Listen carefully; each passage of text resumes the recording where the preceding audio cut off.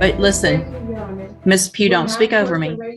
Ms. Pugh, just because you say respectfully does not mean that you get to interrupt me. That's disrespectful, right?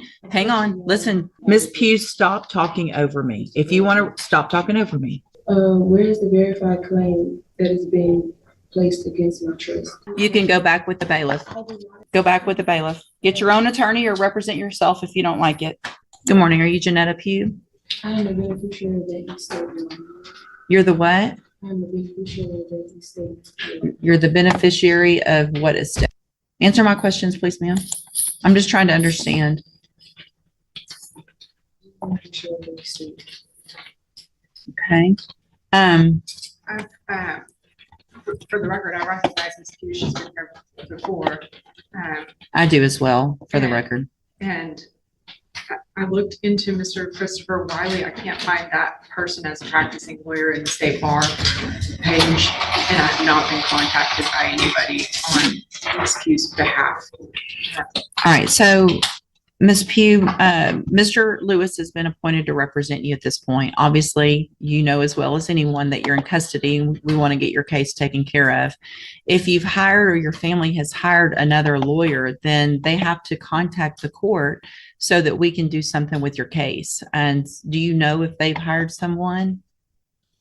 Respectfully, Your Honor, I do not agree with your appointed foreign agents, considering that the first duty is to the state and will be considered conflict of interest. Your Honor.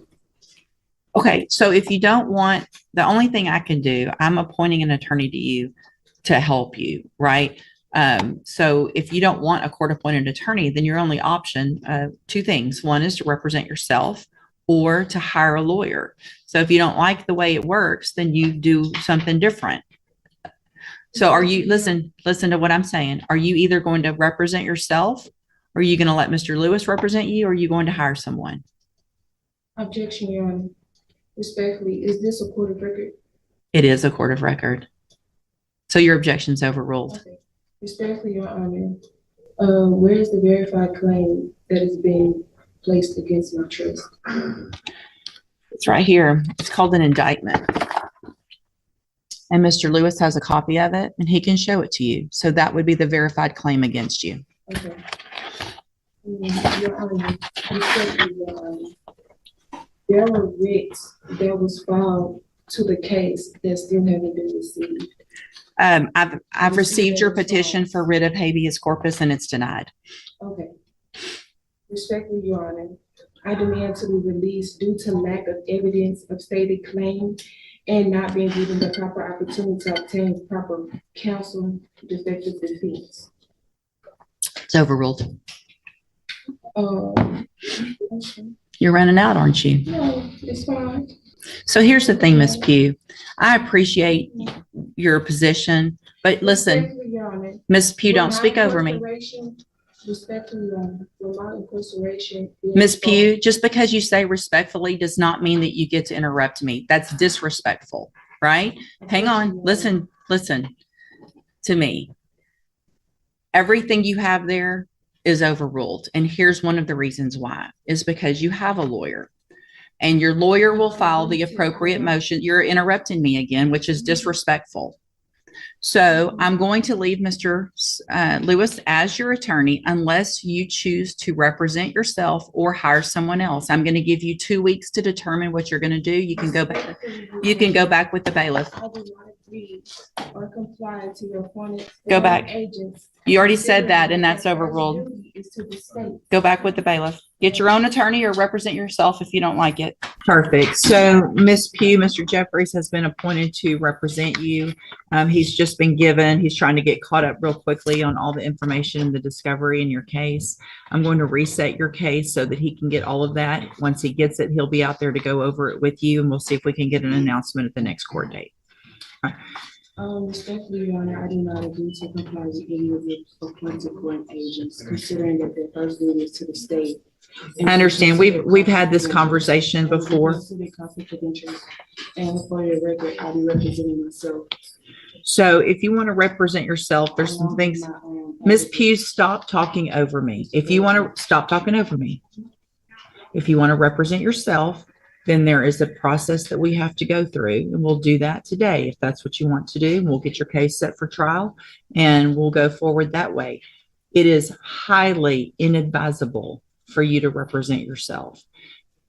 Lawyers have many, many years of training. They understand the law. They understand how a trial works, because here's what happens. When you're in a trial and you represent yourself, you're expected to know and follow all of the rules of evidence, all the rules of procedure.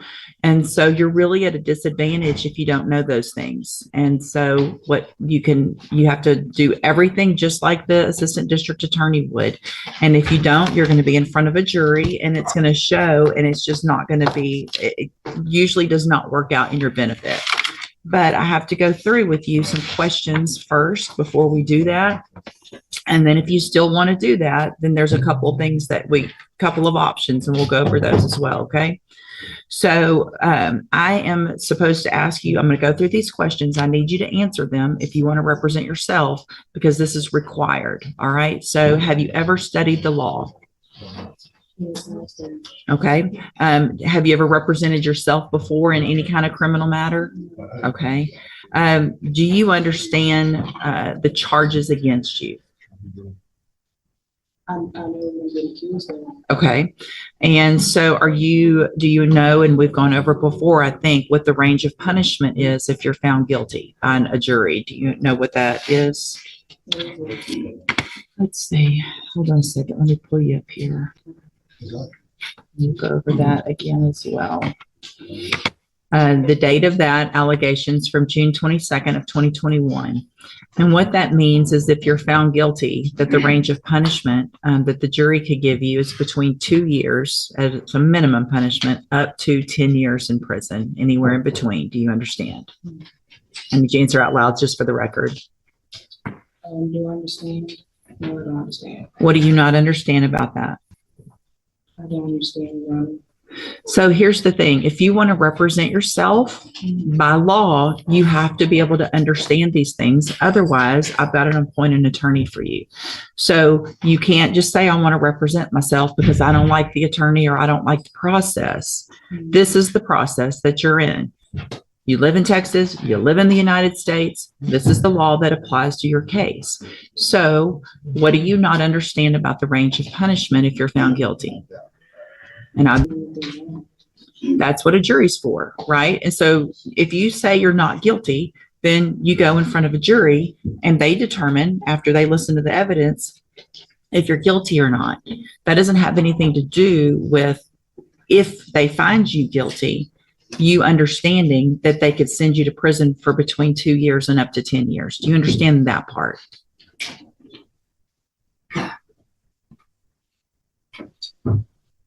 What are you, yes or no? No, you don't understand that. So, Ms. Pugh, it's my understanding, I'm not going to allow you to represent yourself because you don't understand the law and the process. So we're on question number 4 out of 15 that I'm supposed to ask you. So Mr. Jeffries is going to stay on your case. I don't care what you want at this point. You can't do it. All right, you can go back with the bailiff. I'm done. Go back with the bailiff. Go back with the bailiff.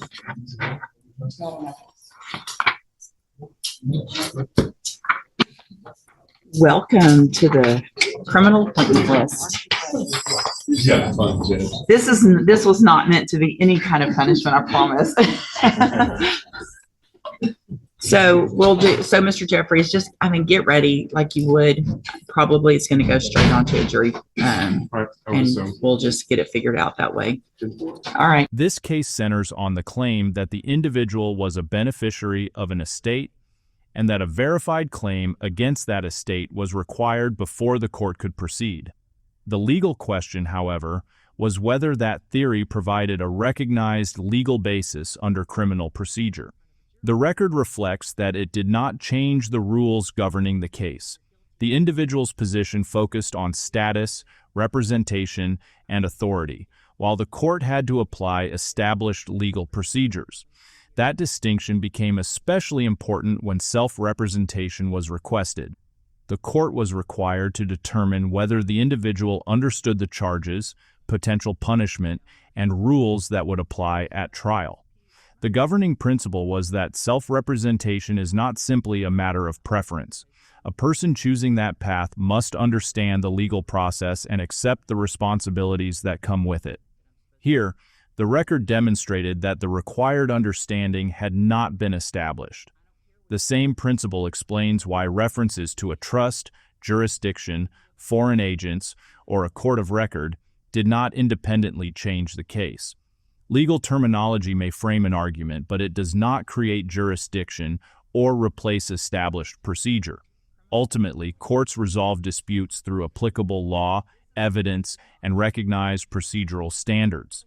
The outcome depends not on the labels or theories a party advances, but on whether those arguments have a valid legal foundation within the established legal process.